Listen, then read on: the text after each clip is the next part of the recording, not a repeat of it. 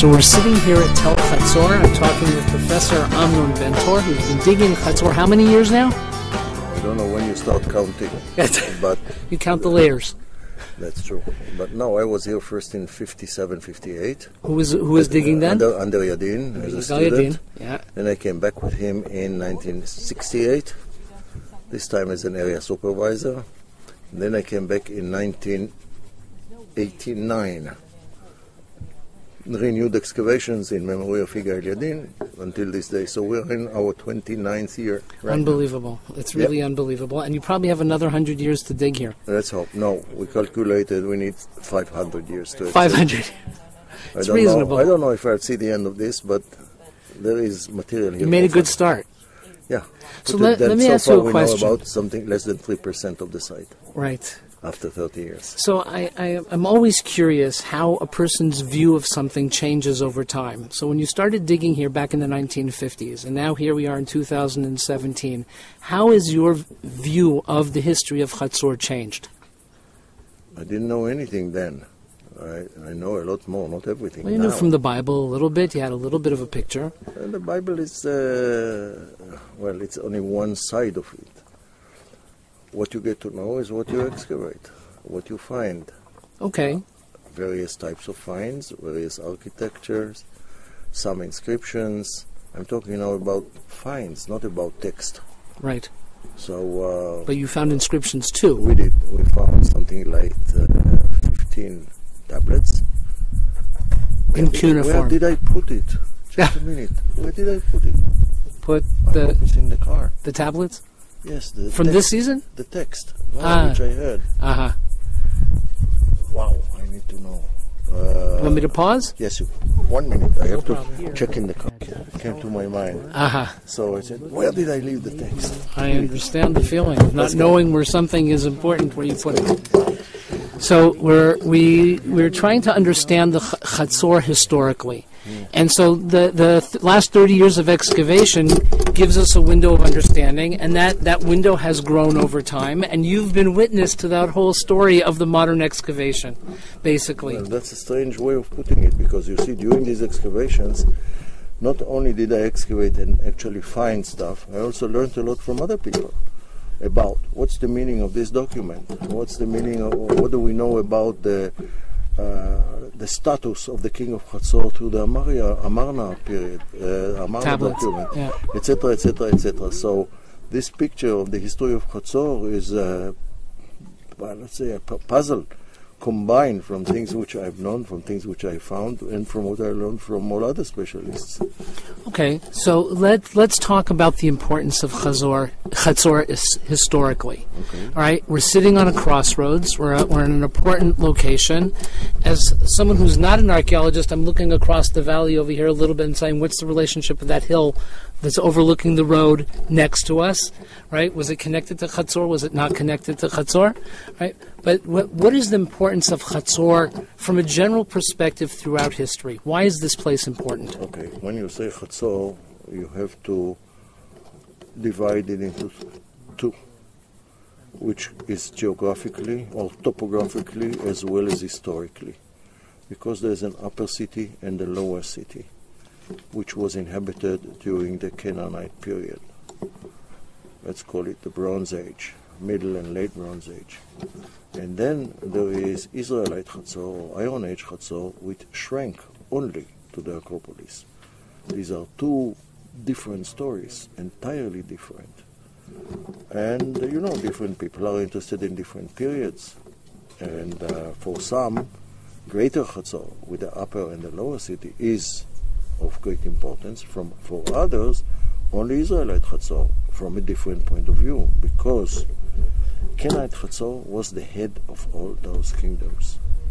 Not only Joshua tells us so. We know so because there's many causes. Number one, Hazor, I don't know if in order of importance, but it was the biggest city. It is 10 times the size of Jerusalem in the 10th century. It was enormous. Go to the Israel Museum and look at the finds, or museums everywhere else. So British not only Museum. is it big, it is also, size in this case is of importance. There are finds here like nowhere else. if you go to the documents, not only do we have the Bible, which tells us that Hazor is the head of all those kingdoms, which tells us that Yavin, the king of Hazor, is the king of Canaan. He dwelt at Hazor, but he is the king of Canaan. So he is southern Canaan, let's put it like this. So the Bible tells us so. But the Mari documents tell us so. We are the only site in this country to be mentioned in the Mari archive. Once people thought it was also Tel Dan, but no, it's not done. So only Hazor is mentioned in important enough to be in contact with all those kingdoms to the north of us. We took part in a very important marriage that happened in the north, in a site called Ekalato, okay, in the north. We took part in it. We are of importance. Our neighbor, the king of Katna, we have relations with our neighbor in the Bekaa Valley. Once it comes to the late Bronze Age or the late Canaanite period, our Marna documents tell us, first of all, the king of Hazor is the only one to bear the title king. The king of another rival city said, the king of Hazor has done so and so. So the Marna documents tell us of the importance of the site. And so on and so on and so forth. So we get to see Canaanite Hazor as number one, politically, culturally, but let's always remember, we are part of the north. Our architecture is northern, our languages script is northern, our art is northern, our religion is northern. When I say northern, I mean North Canaan all the way to Babylon. There's a text, very important to me, a dream text. How to interpret dreams, okay, this genre.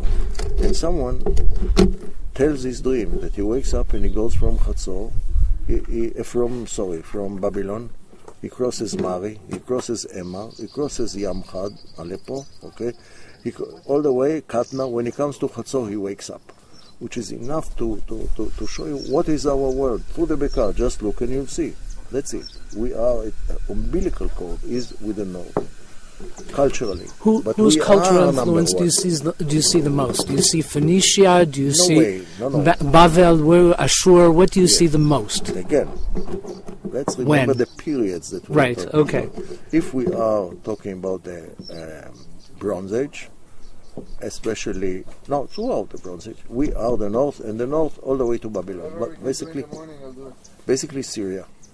Okay. All the kingdoms of Syria. Okay. Northern Canaan, with the kingdom up there of Aleppo, and we are here at Hazor. Mm-hmm. So this is number one. And then Hazor gets destroyed, which we should talk about in a few minutes.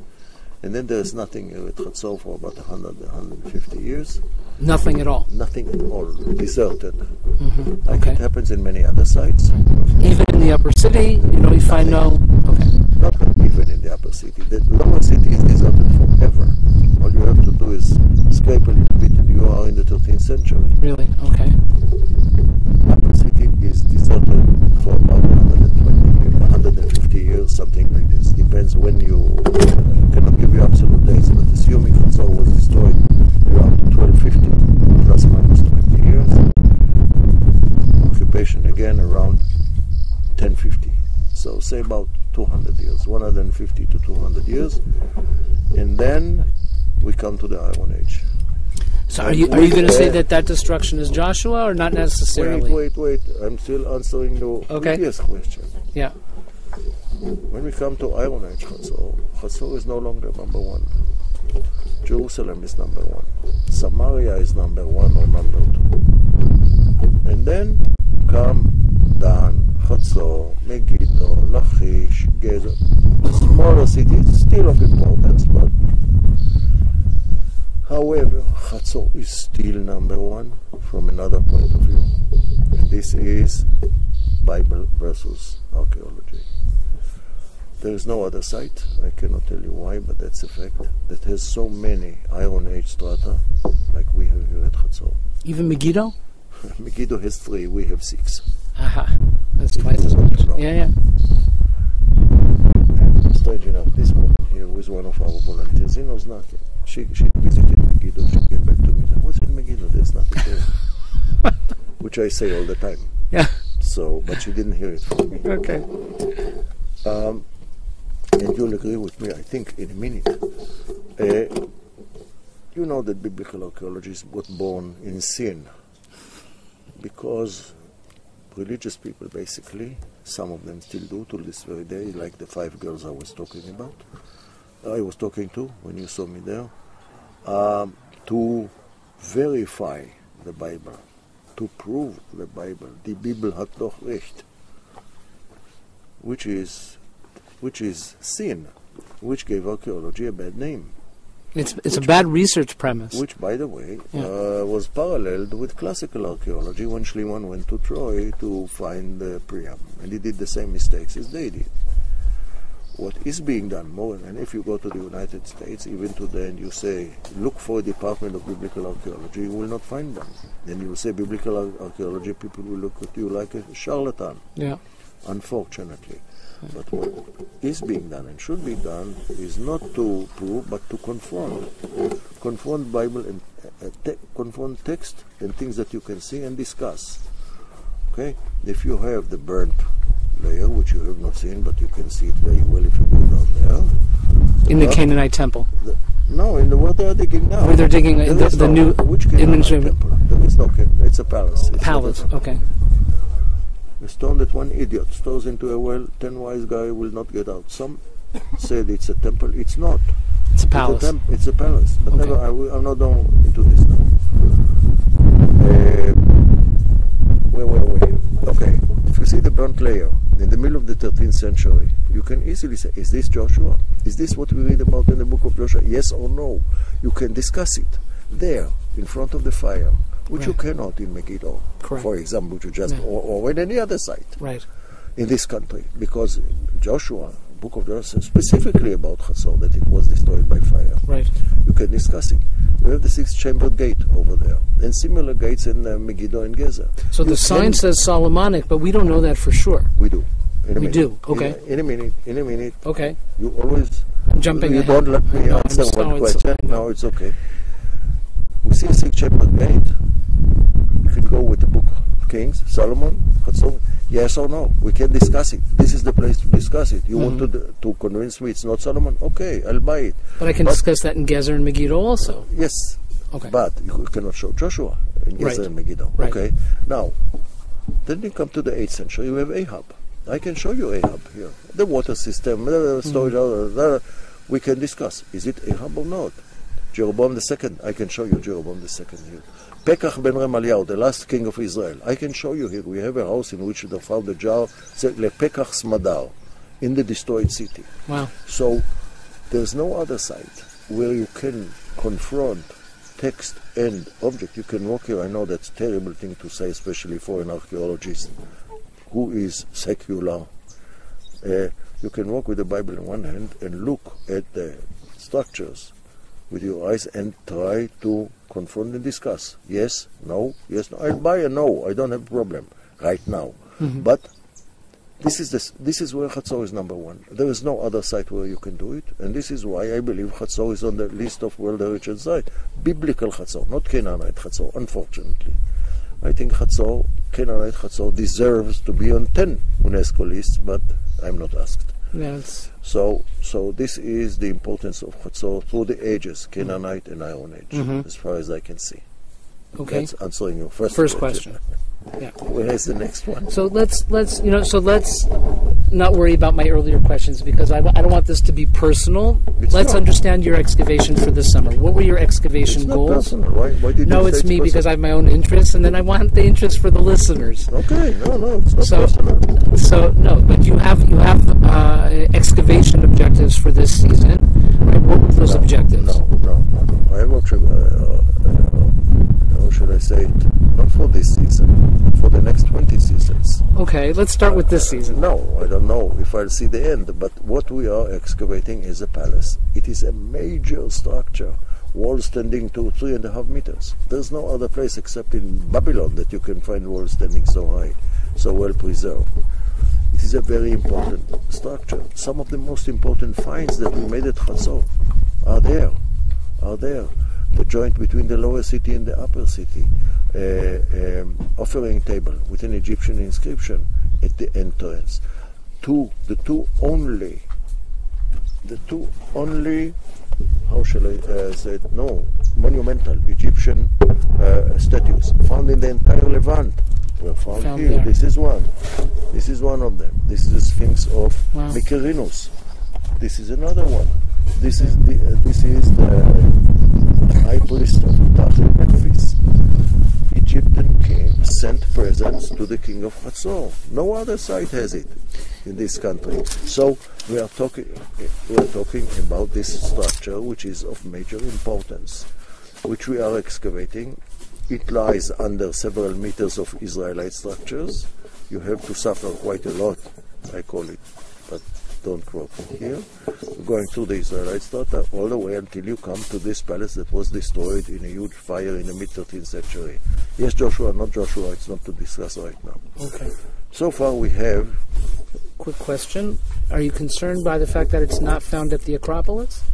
It's not. It is on the Acropolis. It's on the Shulaim. It is on the slope of the Acropolis, like it's the perfect location. Look at other cities. Look at Ugarit. Look at It's Megiddo. protected. That's there. Uh-huh.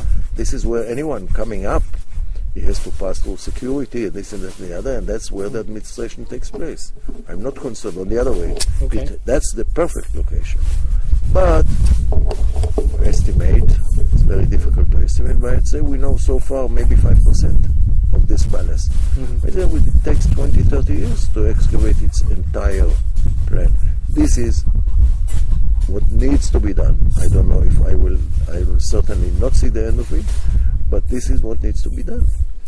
And the objective of this season, and of next season, and the next one, is to accept more and more and more and more. And I can already tell you that next season we shall complete the portion which we have now of late Bronze Age, and the next season will be go back to the Iron Age and start all the way down again, take another portion. Mm-hmm.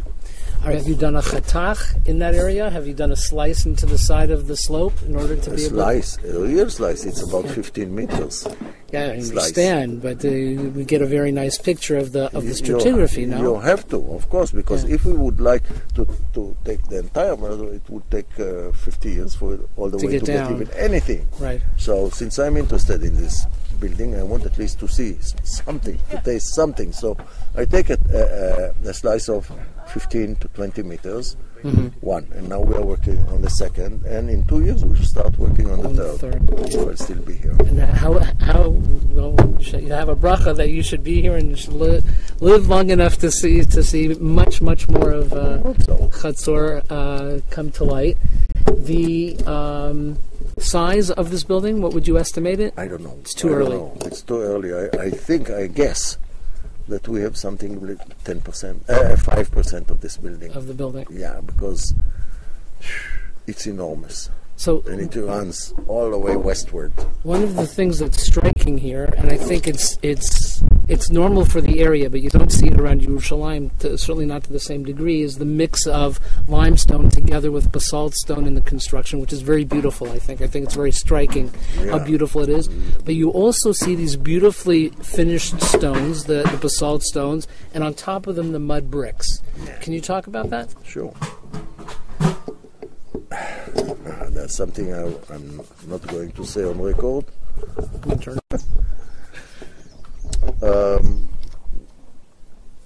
Basalt, which is the local stone, but some of it, I was surprised, the geologists tell us, for example, the column bases in the palace were brought from the region of Khorazim. Khorazim is something like 20 kilometers from here, and each one of these weighs 5 tons. How did they do it? Right. It's the magic question everywhere in the country, though. How did they do it? Yeah. But another question is, how did they carve the basalt? Because they didn't have. What kind of tools did they use? How can you? It's very. It's the hardest tough. Stone, right? Not the hardest, but here in this area, it's hard. How did they do it? Yeah. It's a big question. There are several answers. The first answer is we don't know, but then there are other answers. When the religious people came here, some do come. I mean, like Haredim, not the others. No problem. Tolat Shamir. Yeah, no problem. Answers all the problems. Yeah, no problem. Okay.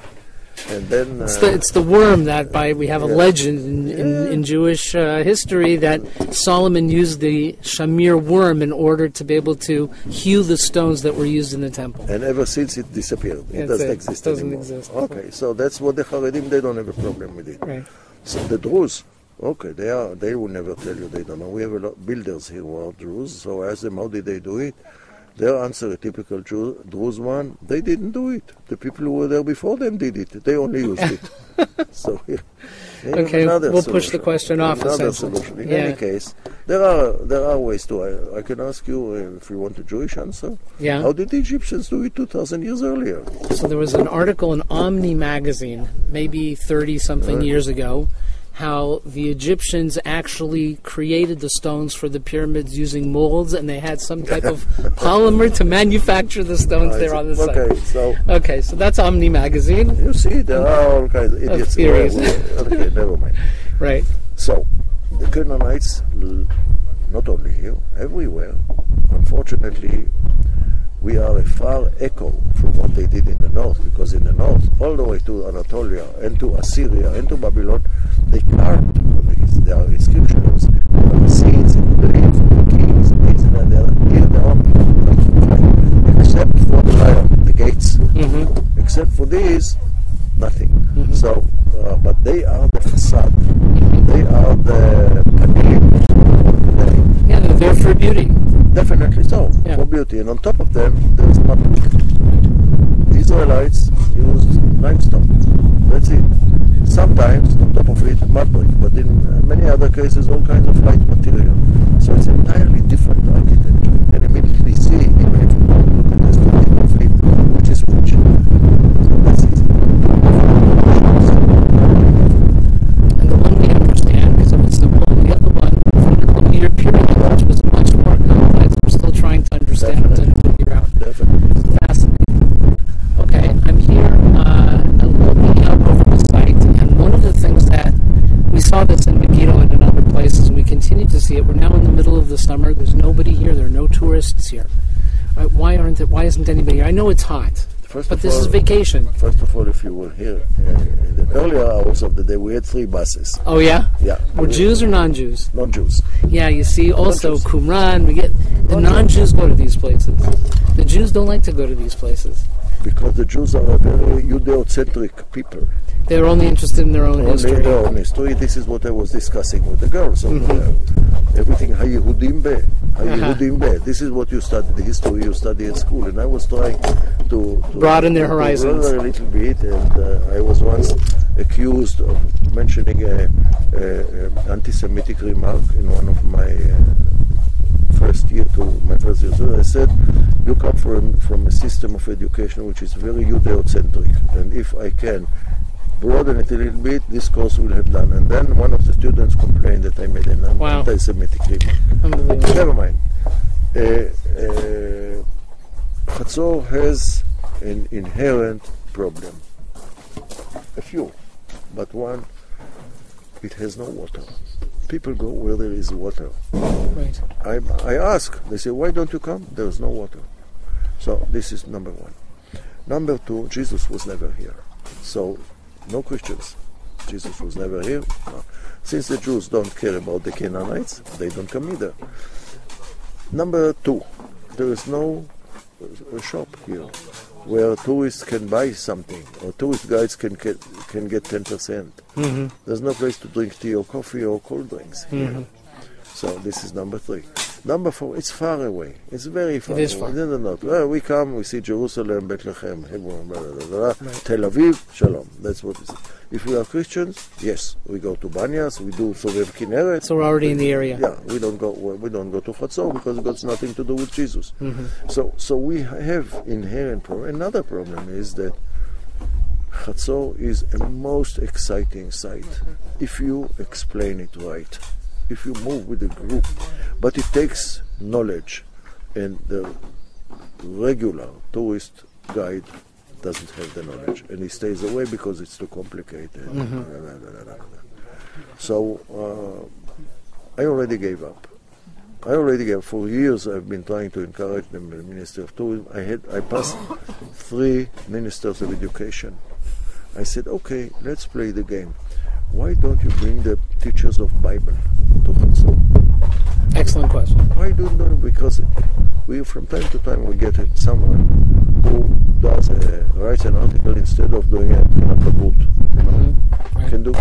He comes here, stays with us 1 month, takes a subject, Ehab, Solomon, this, then the other, and writes a paper, and it's being graded.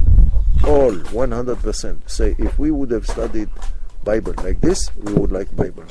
The way we study it, we don't like it. Right. So I was trying to bring 3 ministers of education, bring the teachers. Mm-hmm. No, I don't know why, but they don't. Mm-hmm. Last week we had here the director of the National Parks Authority, Goldstein. Shal Goldstein. I tried to sell him this story. So he is going to write. I don't know. I cannot see it happening, but maybe it will. So, having spent so much effort on trying to bring people to it, so I cannot. Mm-hmm. I cannot. It's Megiddo. There. Right. That's it. I cannot. So I gave up this battle. And for me, it's enough that the scientific contribution of the excavations at Hazor is unparalleled. In any other site, there is no site like Hazor. It's a unique from site. the scientific point of view. So, but the tourists, the member, all those, okay, don't want to come, don't come. That's the way that's my reaction right now. Uh-huh. Okay, but if I were now my partner Barnea Sullivan and I was looking at the situation, I would say let's do a hishtalmut here. Let's do a refresher course for the guides and bring 100 guides to see and understand the site. True, but there is no. These guides are licensed guides. Licensed guides. Why should they come? They have their own hishtalmuyot. That's what I'm saying, but they're always looking for additional hishtalmuyot. If there's something that is significant and if there's something that is worthwhile, then I think that's something that could be arranged. I don't want to overpromise something that isn't necessarily true, but I would assume there would be interest in such a hishtalmut. How did it say? Who said it? It's not your job. It's already now my job, right? All right. Well, we'll see. Maybe we can catalyze something like that to happen.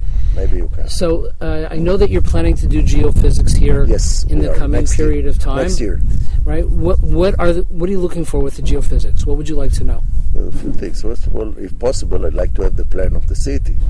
But I think most of what, and it's not easy. We had the person who is going to do it. We had him here for 3 days, 3 weeks ago, and he was walking all over the place.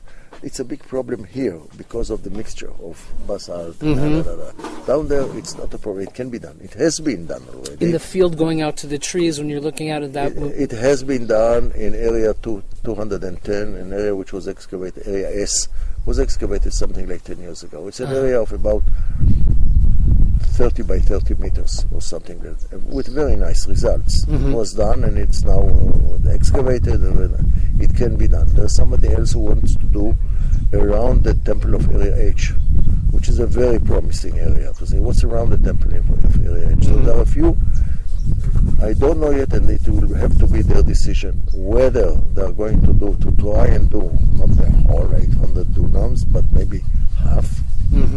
Or spots. I don't know. It's up to them, and I'm not involved in this.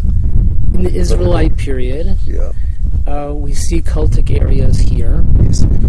How would you differentiate those cultic areas then, the cultic areas that we find in places like Khirbet Kayafa and other places that are Judean in their? How would you differentiate them? No.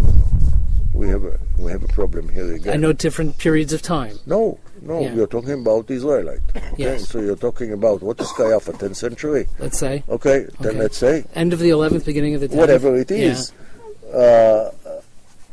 What we do have here is only one kind of cultic, and this is standing stones. This is what we have. We have standing stones of the 11th century, standing stones of the 10th century, standing stones of whatever. Yeah. This is what we have. We don't have shrines. We don't know more than that. We don't have shrines. We have, I don't know what we have. show you one of them? I don't know, maybe. It's very difficult. Here, for example, okay, I can show you an illustration for this. Cultic installation at the entrance to the city. In the gate area itself. In the gate area, like Tel Dan. Okay, and you take the pupils, or Bible, and you show them this. Right. Okay, this is what such a thing looks like. Right. Okay, so the storage facility, which is a huge thing, by the way. I don't want to make too light of that. The fact that you can show them this is what it looks like, even though we have no idea what they did. Yeah. Right, in terms of their practices, right, we can at least say here is an area that's being described. Yeah, these are the only ones which are the lions in basalt, which are really something. And these are now in the Israel Museum. Yeah, they're really top. Right. See this is Alala. Right. This is a Picasso. This is Rembrandt. Yeah, to do that in basalt is astonishing. In limestone, it's very relatively the Southern easy. Temple. That's what was found inside. So now here are the documents. I don't know. Here, the code of law. How do you treat a slave? Where was it? Where is it? The standing stones. No, it's not here. It's in another. Here. These are the cultic installation of the 10th century. Right. Shlomi taught the big up. Beautifully laid out. Yeah. Right. And you found them like this in situ, or they were falling down? We found them falling down, and we put them up again, and after 10 minutes they disintegrated. I'll tell you why. They are made of very soft limestone. And when we found them, they were lying down. And we said, let's leave it until next season. The entire winter, they got rain. The minute we put it up, the base softened, and that was it. Unfortunately. So this is my issue that I like to raise with all of the archaeologists, and that is the issue of preservation. And I know it's of concern to a lot of archaeologists, right? How do we change the paradigm so that just like we raise funds for the excavation, right, the responsibility, once the government signs from the Antiquities Authority, I'm giving you a license, we're taking responsibility to preserve what was found? I'll give you two answers. Okay. Answer number one, which will be very difficult for you to accept. You should talk to Orna Cohen. She is our... From Hebrew University? No, she is not from Hebrew. She's a freelance. Really? She is Orna Cohen. She is the best... She did the work at Kayafa and other places, right? She did the work here. Oh, she did? Okay, I didn't know that. Right. We spent close to 2 million shekels on preservation out of your budget. Money. The government gave us this. So how did you raise that money for preservation? Wait a minute. There's a different point. Second point. There is no other site, because when I started excavating here, I had 3 goals. One was to check it in stratigraphy. Second was to try and answer some of the problems Yadin left open. 3 is to put Hazor on the map of tourism, so that we have of every period at least one building standing here. Who restored the Solomonic Gate? We did.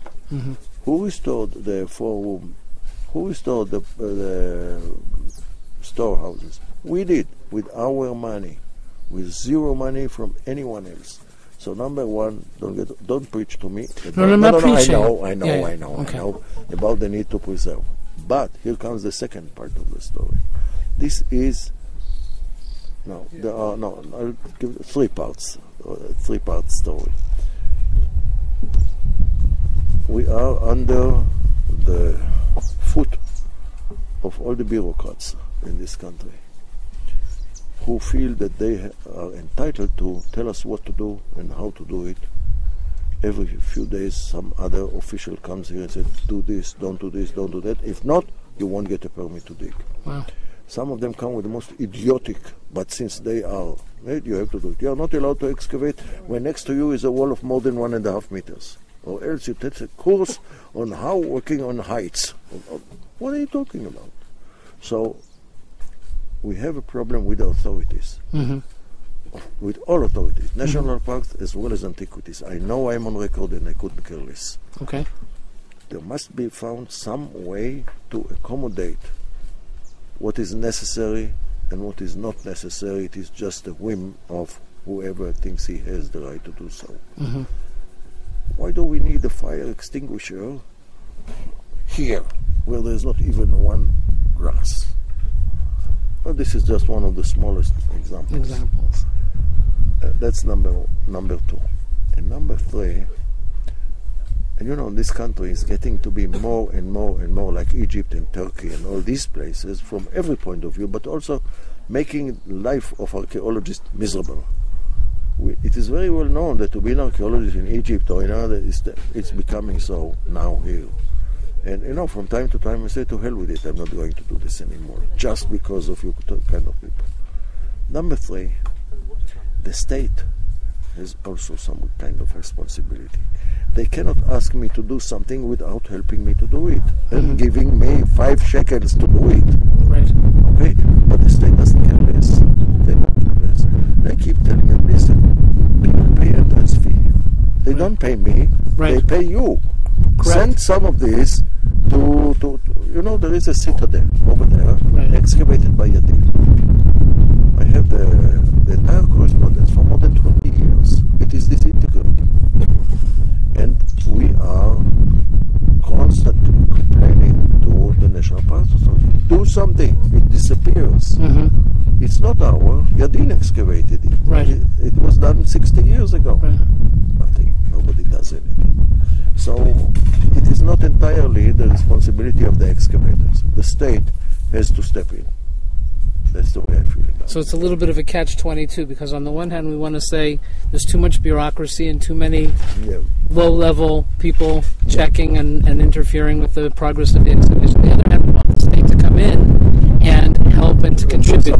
What you're saying, I think, is very reasonable, that if for every shekel that comes into a site like this, to see the history and to see, a portion of that should go back into the 1%. Right, whatever the percentage is, right? I think that's very reasonable. I would think this is the kind of thing that if the archaeologists were organized, they could make a case for. They have so many other battles to fight. It's also true. Things that are happening now are unbelievable. What the state is going to do, they are going to privatize archaeology. Right. And that's going to be a disaster. It's a disaster. Okay. So there's no end to the kinds of issues around archaeology that we could discuss. You're right. I want to wish you a lot of luck with the discoveries here, and that I think that what can be done is if there's a kind of networking that can happen, and maybe we can help to foster that kind of networking. Beautiful watermelon. Thank you very much. אני חייב לקפוץ לכל, אני חוזר למה? למה אתה חייב לקפוץ לשם? כמה דברים קטנים למחר, לא הרבה. אני רוצה את זה חד משתיים. קח איתך מישהו. זה לא הרבה דברים. קח איתך את משהו, רובין. לא צריך, לא, אמנון. קח את רובין, תעשה לו צדקה. אין לי הרבה דברים. So I think a site that has this kind of potential to inform, to engage, to excite people about history, and I think you're right. I think that history has to be seen within a broader context. You know, I think one of the difficulties that everybody faces is that when everything is such an important site, and there are many important sites in the country, each individual site kind of loses a little bit of its shine. Okay. And so here, because it's a little bit remote, so you probably suffer more than most sites as a result of that. But I think we can change that, and part of the effort is, and this is something that I'm gonna investigate. I can't tell you what the reaction will be. Is if it's possible to bring a group of tour guides to come and see the site, to learn about the site, to understand the archaeology, because they're the link to the broader public. So if we could put it on the minds, so to speak, of the tour guides, then that's already a tremendous step in the right direction. You're most welcome. If you want to hear my prediction, nothing will come of it. Not going to happen. Okay, so you know what? I like to underpromise and overdeliver. All right. So, but anyhow, the what would you say? This is the last question. What's the outstanding find from this season? This is the last week of excavation. What would you say is the most outstanding find or something that you learned from this season? The building. The building itself. The walls. And the material culture that keeps coming to light as you do. The destruction. The destruction You want layer. to see destruction? Go there. You'll see destruction like 13th you've never century. seen. Yeah, like you've never seen. Do Okay, that now very good. before they No, I'm close. going to do that. Okay, excellent. Thank you, Amnon Ben-Tor, and we hope to be able to interview you many times in the future.